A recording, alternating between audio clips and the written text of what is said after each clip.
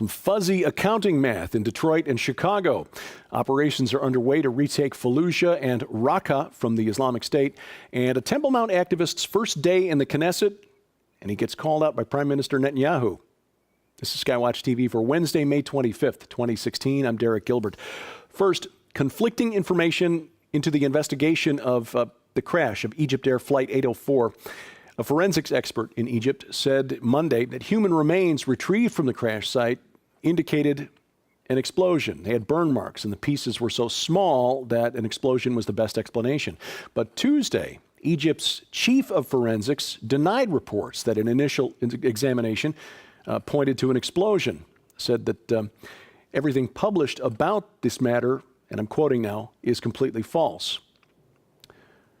On Monday, President Obama confirmed that Taliban leader Mullah Mansour was killed in a U.S. drone strike in Pakistan. He made the announcement at a press conference in Hanoi, where the president was meeting with Vietnam's President Tran Dai Quang. This was the first U.S. strike in Balochistan province, that's southwestern Pakistan. Pakistan's government was only notified of the attack after it happened, and they weren't particularly happy about that. Pakistan's military has been cooperating quietly with the CIA's drone war, but they had refused requests up to this point to allow attacks in Balochistan province. President Obama also announced Monday that the U.S. will lift a ban on weapons sales to Vietnam. This probably has less to do with normalizing relations with the Vietnamese and more to do with countering the growing influence of China in the region. In Syria, ISIS commandos hit an airbase near Palmyra, blowing up Russian warplanes, helicopters, and supply trucks. A Russian military source, quoted in Russian press, denied that the destruction was the result of an attack, said that a fire had just gotten out of control. A full-scale assault on Raqqa is apparently underway. This is the Islamic State's self-proclaimed capital city in northern Syria. The attacking army belongs to the Syrian Democratic Forces, which is a coalition of about a number of militia groups, Kurdish, Arab, Assyrian, Armenian, Turkmen, and Circassian. About 1,200 fighters reportedly, or 12,000 fighters rather, taking part in the attack, most of them, of course, Sunni Muslims. Meanwhile, a Shia force in Iraq has launched an attack on Fallujah. The fight began Monday. Government troops and Shiite militia units attacking from different directions.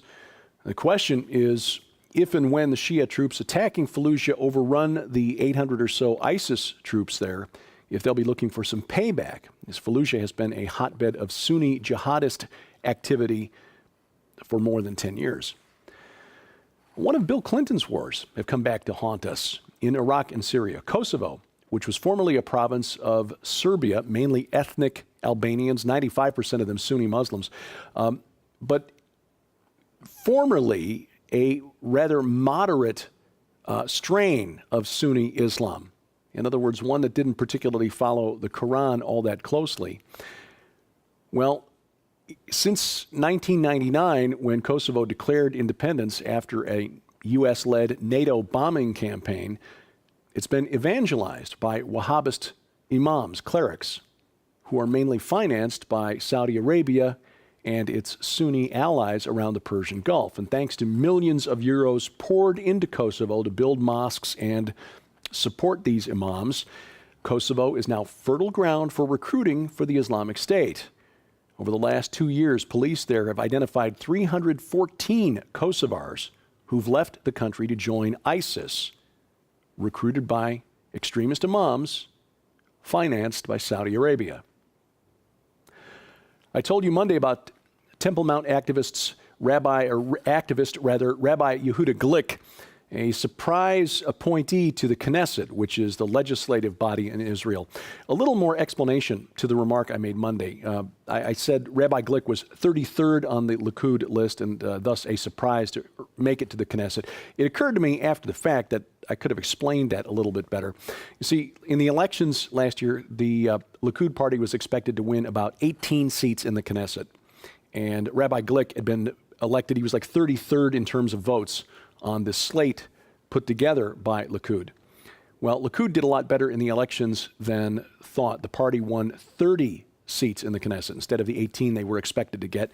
So that meant Rabbi Glick was then third on the list if spots in the Knesset opened up.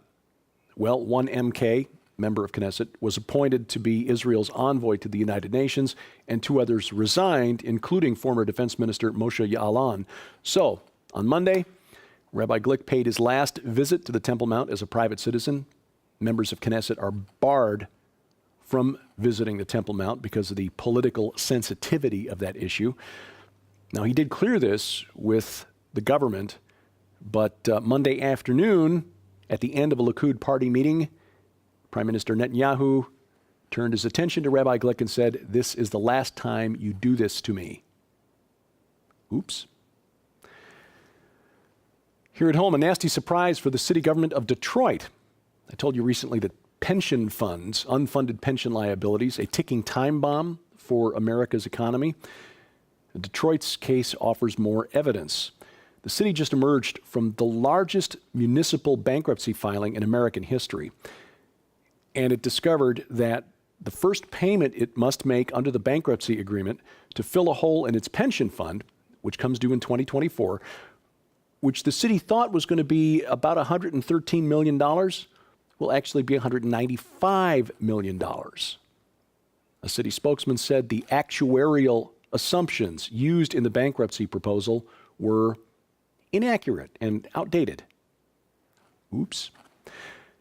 Here's another problem. The new number, the $195 million hole that it's expected to fill, counts on assets in the pension fund earning 6.75% per year interest on those investments. Now, if you know where you can find a guaranteed 6.75% annual rate of return on your investments, please let me know. The situation is even worse in Chicago, where new accounting shows that city has understated its pension liabilities by $11.5 billion. The actual shortfall in the municipal employees' annuity and benefit fund is $18.6 billion, and it's on track to run out of money within 10 years. Mayor Rahm Emanuel says he's hoping to get concessions from the union and help from the state legislature. Don't bet on the union giving up a penny. And having spent 4 of the last 5 years living in southern Illinois, I can guarantee you legislators from south of Interstate 80 are not going to want to bail out the city of Chicago. And you see why Chicago's credit rating now is worse than any other large American city except Detroit. And speaking of poor credit, Deutsche Bank, which is so enlightened that it refused to expand operations in a place so backward as North Carolina, where they insist that men use public restrooms for men, just had its bond rating downgraded by Moody's rating service Monday to 2 notches above junk status. And just hours before that announcement, the bank admitted to engaging in stock fraud, and the Securities and Exchange Commission announced it was opening an investigation into Deutsche Bank's involvement in the mortgage crisis of 2007 and 2008. So, Governor McCrory, state legislators in North Carolina, if these are the kind of people standing against you, you're doing something right. And to our progressive friends, let me just make one other observation. There are 10 countries in the world where you can get the death penalty for being homosexual or transgender, and not a single one of them is North Carolina. And finally, an exorcism gone bad in Colombia, the nation, has left a woman dead. The victim was a married mother of 2 from the northern part of that country. She reportedly told her family that she was suffering from nightmares and had a persistent feeling that she was being followed. So the family called in a self-described witch, brought in to banish the evil spirits or negative energy, or however she characterized what was going on, with a ritual, an exorcism ritual involving candles, sulfur, and alcohol. She sprinkled sulfur and alcohol on the victim, who then unfortunately got too close to the candles. In the resulting confusion, she jumped up, set the witch on fire. Both women were hospitalized. The victim died after 9 days of her injuries. No report as to whether criminal charges will be filed against the witch. Look, powers, principalities, evil spirits, if you will, are real. They can be banished. Jesus Christ does it without alcohol or sulfur or fire. which, by the way, are more often than not tools of the other side. This week on SkyWatch TV, we're telling you how you can get a tenfold return on the investment of $20. This isn't one of those things where you send in a seed and then wait for God to bless it. No. $19.95 plus shipping and handling gets you over $200 worth of books and products from SkyWatch TV. This is all related to the release of the forthcoming blockbuster book from Tom Horn and Chris Putnam, The Final Roman Emperor, the Islamic Antichrist, and the Vatican's Last Crusade. Details on what you can get and how coming up at the end of this program.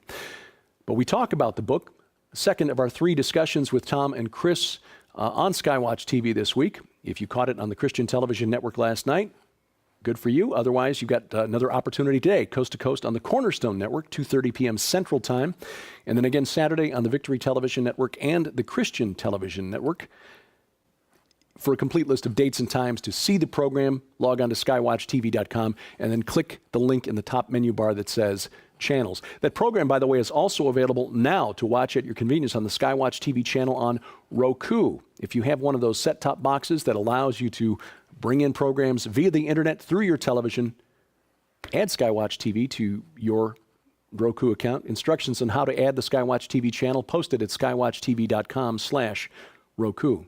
And speaking of streaming video, the Rocky Mountain International Prophecy Conference can come direct to your home. July 15th through the 17th, 32 presentations from 25 speakers live in real time. And then those videos, those presentations archived for 6 weeks after the conference. For information and to sign up, log on to prophecywatchers.com. Your support is critical to SkyWatch TV. Keeps us going here. And we always like to send a thank you for your support. During the month of May, while supplies last, your donation of $20 or more will get you these gifts for Mom. Mother's Day has passed, but it's never too late to give Mom a gift. These books, Favorite Family Meals and Survive the Unthinkable, a total guide to women's self-protection, a personal journal, and a mug for Mom's coffee or tea. All of that for you, for your donation of $20 or more. To donate, log on to skywatchtv.com/donate. And of course, your mouse finger can also help us. A simple click share, click subscribe at these places on the web. That helps us, and we do thank you for that. And of course, if you've got comments or questions for me, you'll find those the email rather. Send those to dgilbert@skywatchtv.com. And thank you for watching as we keep watch. I'm Derek Gilbert, and this is SkyWatch TV. Coming exclusively from SkyWatch TV for a very limited time starting May 31st, 2016. When you purchase the new book and final report from Tom Horn and Chris Putnam, The Final Roman Emperor, the Islamic Antichrist, and the Vatican's Last Crusade, you'll receive the largest giveaway of 2016, an unprecedented value of over $200 in free books, DVDs, audio files, and a data DVD library with tens of thousands of pages of ancient literature no longer available, as well as movies, WikiLeaks files the government does not want you to see, and more for your library or to give away as gifts. Included in this biggest giveaway of 2016 are Chris Putnam's full-length DVD presentation, Astrobiology and the Vatican ET Connection, the new 5-part SkyWatch TV special investigative report on the book, The Final Roman Emperor, plus 2 mystery books with a $40 value,